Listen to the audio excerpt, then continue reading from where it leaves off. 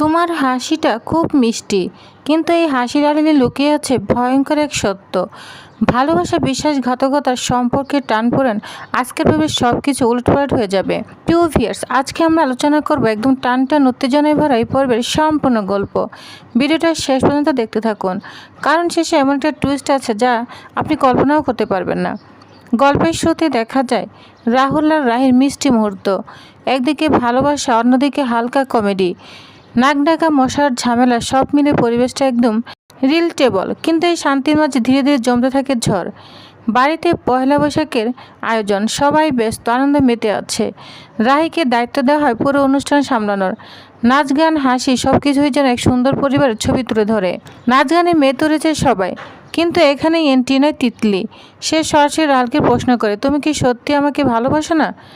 রাহুলের পুরনো ভালোবাসা, বর্তমান সম্পর্ক দুটোর মাঝে শুরু হয় ভয়ঙ্কর সংঘর্ষ।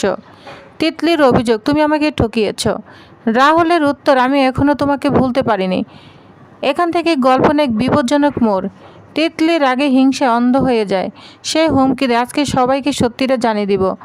অন্যদিকে রাহি কিছুই বুঝতে পারে না, বিশ্বাস করে রাহুলকে। কিন্তু দর্শক হিসাবে আমরা জানি সামনে বড় কিছু ঘটতে চলেছে। দুই বোনের মধ্যে শুরু হয় ভয়ঙ্কর ঝগড়া। ভালোবাসা, অধিকার, হিংসা সব একসাথে বিস্ফোরিত হয়। তিতলি বলে, বাড়ি আমার হওয়ার কথা ছিল। রাহির শান্ত উত্তর, যা প্রাপ্য সেই পাবে। এই মুহূর্তটাই পুরো গল্পের টার্নিং পয়েন্ট। শেষে প্রশ্ন একটাই, তিতলি কি সব সত্যি ফাঁস করে দিবে? তাহলে এবার রাহুল কাকে বেছে নিবে? রাহির বিশ্বাস ভাঙবে নাকি সম্পর্ক বাঁচাবে? এই গল্পের পরবর্তী আপডেট জানতে হলে ভিডিওটি লাইক দিন, চ্যানেলটি সাবস্ক্রাইব করুন, কমেন্টে জানিয়ে দিন আপনি কার পাশে রয়েছেন, রাহি না তিতলি।